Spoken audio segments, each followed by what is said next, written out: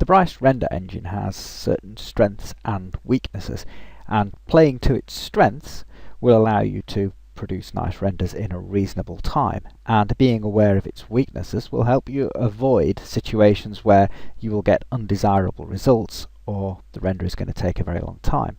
Now, in actual fact, if we have a look in the render options, the render engine is actually two render engines. There is these three, which is default, regular and super fine art anti-aliasing, which actually belong to one kernel, and the premium effect, which is another one entirely, which is why certain effects like soft shadows look different between regular rendering and premium effects, and indeed in premium effects you need to turn soft shadows on separately even if you've already got it set within the light source. So having said that, we'll look at regular to start with because it's its default setting, and you'll notice it says regular, normal anti-aliasing. Now when you render, and this is going to render very quickly because it's a very simple scene, you'll notice that the process is split into two parts. That happened very quickly there, but on the top left here you'll see it goes through its normal rendering process. It's giving a percentage progress, and then it'll finish at the end with an anti-aliasing pass, which will have another 100% process time allocation. And the thing about that is the anti-aliasing pass can take a lot longer if you use materials that have got a lot of noise in them. And the reason for that is, if we bring the render options back up again, is that you have this threshold here, the anti-aliasing tolerance, which means that the anti-aliasing process will be turned on if the tolerance is exceeded between the two adjacent pixels. So at 15, that's the default setting. If there's not very much noise in the image, the only thing that's getting anti-aliased is shadow edges and the edges of the object where it's different to that of the background. If we set it down at 0, everything's going to get anti-aliased, which means there will be a longer anti-aliasing pass, as you saw there. So that's the first thing to be aware of. Use of materials with high frequency information in, which is essentially a lot of noise, will slow down the final anti-aliasing pass. And things like that will also interfere with your superfine anti-aliasing. If you're using this setting for the fine art anti-aliasing, you might find it's very slow to render, and in fact is probably not worth using if you wanted to, for example, use any of these premium effects here. You'll probably get better results in a shorter time and have the advantage of a premium effect. Soft shadows, for example, takes much longer in superfine art anti-aliasing because it does a lot more work, and the results improvements will be negligible in most cases. So I'll just reset that to its default. We'll look at some other things that might slow your render down. So adding light sources will slow your render down a bit, but not very much, as you can see. More likely is material changes, like, for example, I'll go into the material here, adding transparency. Now this form of transparency, which is a refraction of air, will add to the render time because the ray is passing through this object, but it's not really significantly slowed it. You make it do a lot more work if you start adding refraction, because additional calculations have to be made because the rays start changing direction. So adding refraction to a transparency makes things a lot slower, and this in turn adding more light sources with refraction, which also, if it's above, or if it's above the 100 state, will include some reflection as well. Even though you don't add it in, you'll get reflection. Then this is all going to add to the render time because you've got the rays that pass through and the rays that reflect off the surface. If you go under that, you will not get reflection necessarily because it's sort of an impossible value, and certainly at 0 things are getting very strange. So there are those drawbacks in using that effect, and certainly if you add reflection instead of transparency, then the additional bounces will slow things down. You see in here it looks like a lot of noise because the light rays have been calculated and it's gone in and out of the individual surfaces on the inside, and when it reaches the maximum ray depth, that stops it from moving around inside the object, and at that point it returns black, so you get these dark areas, and this all adds up to noise, and that slows the anti-aliasing pass down. So I mean, we can increase the ray depth to cope with the additional bouncing around, and you get even more noise inside, or you reduce the ray depth. It will render faster because there will be less, but you'll see it returns black a lot faster. So those are things to be aware of, at least in this render mode. They're more significant than other things. If you use image-based lighting, then we'll load one of Horo's HDRI images in here, render in C and get a preview we can. Right, I'll just put some light in there so you can see what we're doing.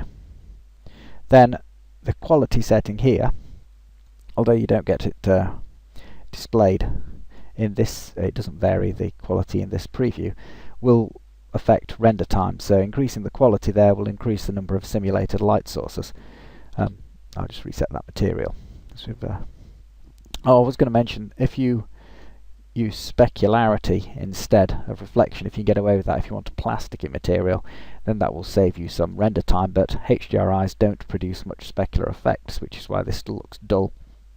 So if you want specular, in this case, you can use sunlight specular, turn the sun back on, which has been turned off with the HDRI being loaded, and you can get these highlights, and that's a lot faster than, for example, adding reflection. But reflection does work very well with HDRI images. In this case I've not added very much reflection, but you can always increase the intensity of the background to pick up on the reflection in the object.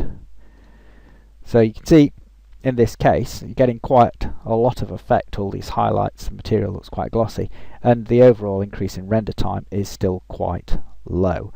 So HDRIs are good in that respect, but if you do something like, oh, I'll just add some soft shadows, at this point you'll see there's a significant increase in render time. We're talking minutes now just for adding soft shadows. And if this was done in super fine art anti-aliasing, even with this low default setting, for example, then I think you can see now that the render times have gone very high, and the result of this with the anti-aliasing, because the materials are very plain that are used, will not be significantly much better than it was for the 2-minute render, but we're always talking an hour now. So in this case, a combination of simulated light sources, soft shadows, reflections, and choosing an inappropriate render mode for what you're trying to achieve has resulted in an hour-long render time for something really that should only take a couple of minutes. So at this stage, in fact, I'll show you that in this stage you would be better off choosing premium effects, do it at 16 and choose soft shadows, and with it being a different render engine, you can see the render time is only 36 seconds. The shadows will be grainier, but at this point you've got time to assess that, and you could increase the rays per pixel, which will reduce the amount of noise in that shadow region. So I've changed it up to 64. And you might think that so the premium effect render engine is more suitably optimized for this particular effect. Now, things that don't mix very well, I'll just get rid of the I'll reset the sky, get rid of the HDRI for the moment. It's loading from the library, so Camtasia interferes continually with the labs for some reason. So I reset the sky, and I'll just go into this Skylab, and I want you to make you aware that this shadow intensity control should, under most circumstances, unless you really know what you're doing, be set at 100, because what this does is it allows light to go through the shadows. If I set the shadow intensity down, light's travelled through this object and reached the ground, and also the light has gone onto the object. And so what you've done is you've split the light path, and that's going to create more calculations, so that slows your render down, and by the same token it also degrades the quality of the render, because this effect of controlling the shadow intensity was put in there when computers weren't as powerful and you didn't have access to the more powerful render modes. Now, we've just got the sun and this object with a bit of reflection on it. Okay, we'll kill the reflection because this is going to take a while, so just reset it to the default grey. Okay, right, and then we switch into render modes, true ambience, for example, remembering to turn on scattering correction. I'll leave it at 64 and we'll see what sort of time that's going to take. So that's going to take a minute. So this is quite slow for a very basic lighting setup. You can see we've got good shadow modelling in there, but mixing direct light sources and true ambience can be quite time consuming. You'd be better off finding other ways of lighting it if you've got multiple light sources. So one thing you don't want to do is use direct lighting with a HDRI. So I'll load in the HDRI again now. I suppose I should have stuck with that. Okay. When you load that, it automatically chooses true ambience optimization, but you can just use that as a direct light source as you would normally. So turning that off means you get direct light from the HDRI, and if you combine that with true ambience, so 16 is going to create 16 simulated light sources and true ambience effect, yes, you get a good quality of lighting, but the render time has gone up quite a lot. So if you're starting to use true ambience, you really have to think about how many light sources you're providing, and everything becomes much more critical on your choices. So if you start introducing transparency in true ambience, then you will be looking at very long render times. Volumetric materials in true ambience, long render times. So you really need to try and match your material choices and your lighting choices to the render mode. For example, I'll show you what I consider to be the optimum way that I've found so far of lighting using true ambience. What you do is you create a light source and edit it so that it's true ambience optimized. Select use gel and include only background. Now there is nothing called background at the moment, but that can be invented. In the procedural, set it to the default grey. Now the thing about light sources is, although they're shown in the wireframe, you can't see them. Now if I edit this and enlarge it to encompass the scene, and then change its name, I'm going to change its family first to show that it's different, to background, you'll see that it's targeting itself, but a light can't light itself. I've only targeted itself, so its other settings are not influencing anything else in the scene. But in the Skylab, I can set this image, this HDRI image, to include the background. And then if a light from inside, that reverses this image and makes it shine out from the inside, it's going to hit the inside of that invisible light source. But true ambience can see the surface that we can't. Turn the cast shadows off, because that's going to save a lot of render time, because casting shadows creates extra calculation. And then we can't get a preview in here, unfortunately. We don't need any specular output. Turn everything off that you don't need and it'll become more efficient. And if you apply to light source, that value there will act as a multiplier for this one, so you can generally get more light output. If you want reflections as well from this, you can add it to the sky, and then if you want to tidy your sky up, you can turn the atmosphere off and set it to black, so that if we modify this material and have a bit of reflection, it'll get the reflections from the background and get lit by this invisible surface that we've put around the scene that's become the target of our render mode. And the final thing we can do is add boost light to give better colour simulation. Indeed, you can turn the ray depth down. This is something to experiment with, because this is to do with the way the light gathering works for true ambience. And if you've done all this right, you get a very efficient, it's looking at a couple of minutes to render, form of lighting that provides good quality shadow rendition but no sharp shadow areas. So you don't have a predominant light source. You can see the edge of the area that the light source is using here. So if I zoom back, you'll see that this circle represents the influence of this light source that's being lit from inside. And obviously you can keep that cut out of the view by just enlarging it to the horizon or changing your camera angle. Everything beyond that then is receiving light by investigating the light source. So I suppose brief concept of how true ambience lighting works is that when the camera, which we're looking through, say this pixel here under the cursor, sees the geometry of that object, then a feeler probe is sent out at random from that piece of geometry, anywhere in 180 degrees all round area from that point. It just randomly goes off, so it could fly off into the sky. Well, in this case it would see the inside of the lit light source, the bit we can't see, we can see through it, and then it will return a value straight away. Or it might see another part of this geometry or the floor, and the ray depth will determine how far it looks into this path. So if we look here, with a maximum ray depth of 4, right, it will go 1 to the floor, for example, 2 to that surface, 3 to the floor, for it might go out and see the background or something else, but at that point it will stop looking any further and the information will be calculated for what this is. And the advantage of Ambience is it can take account of the colour of different objects. So if we change the ground plane, for example, to red, so it's a very deep red, then this colour will be gathered by the Ambience and start to influence the things around it.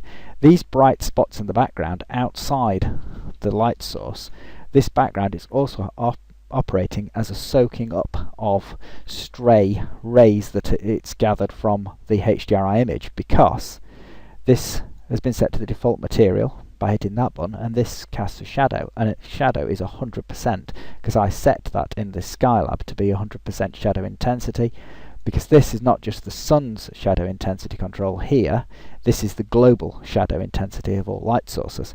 And what's happening in this area where we're seeing these bright spots is that the probe's feelers being put out from that surface of the ground have gone into the HDRI backdrop and found the sun.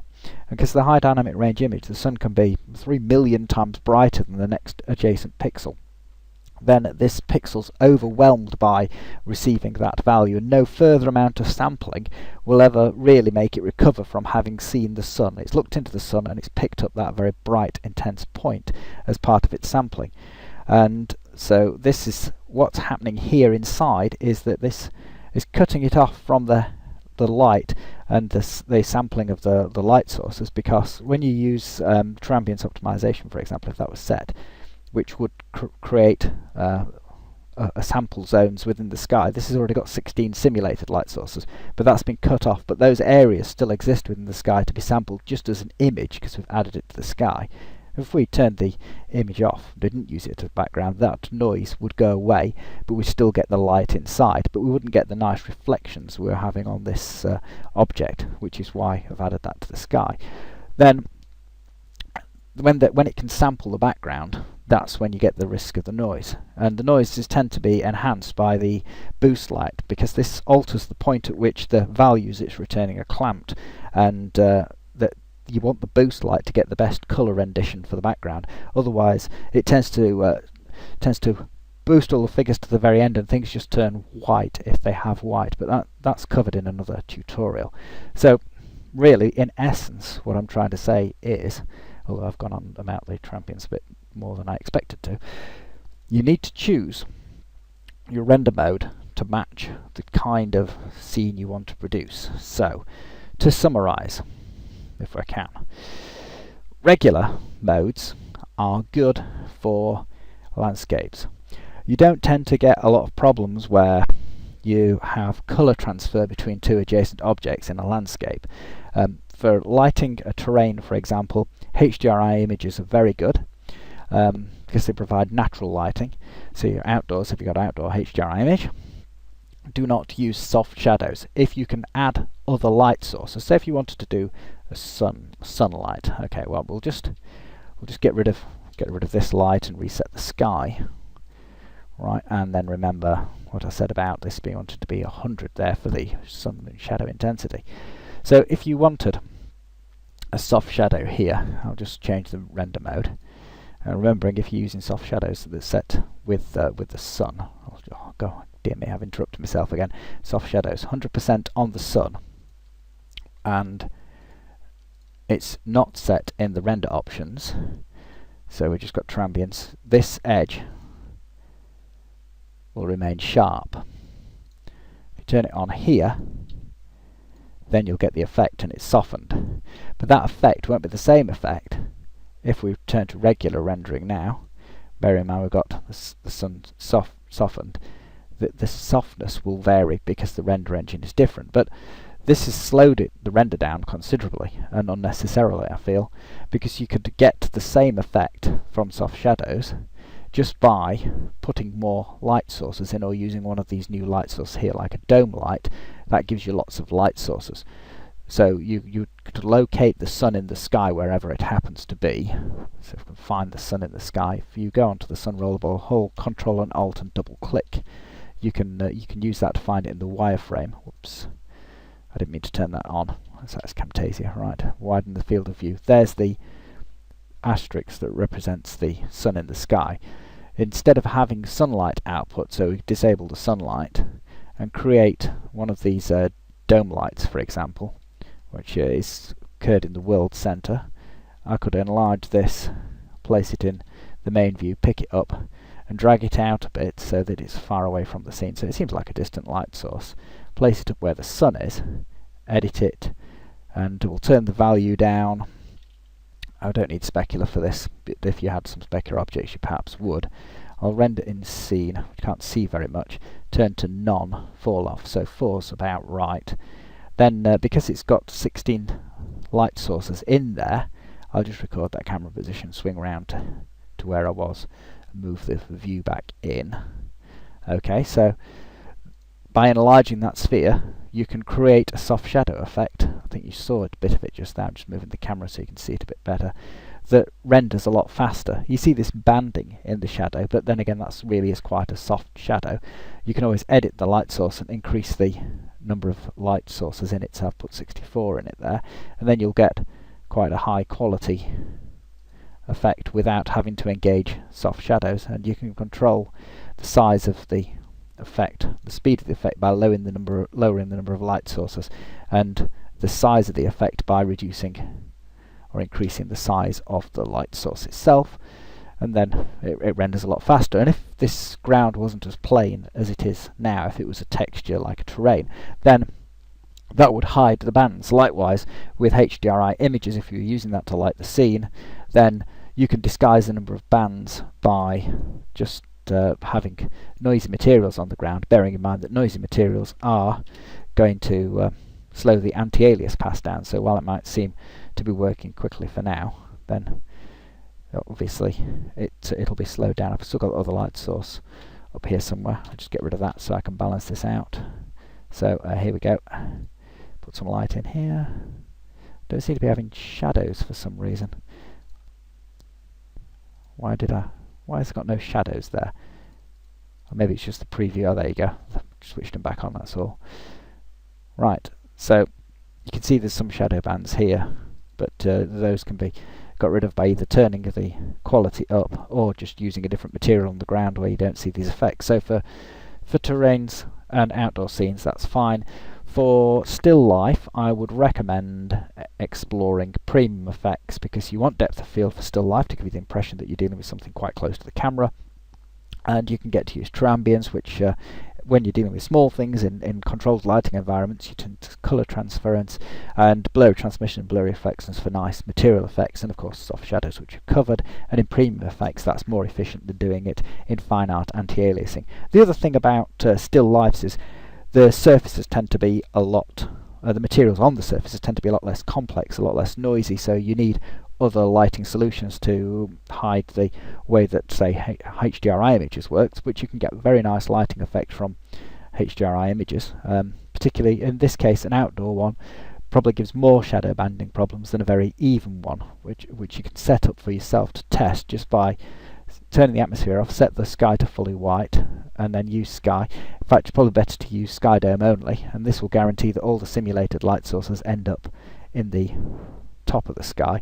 And when you've got this sort of setting, because the light sources are all balanced out, the shadow banding is more even. So you can see there's a few shadows down there, and then when you turn it up, even to a fairly low level, then those bands become lost. So you do get good shadow reproduction.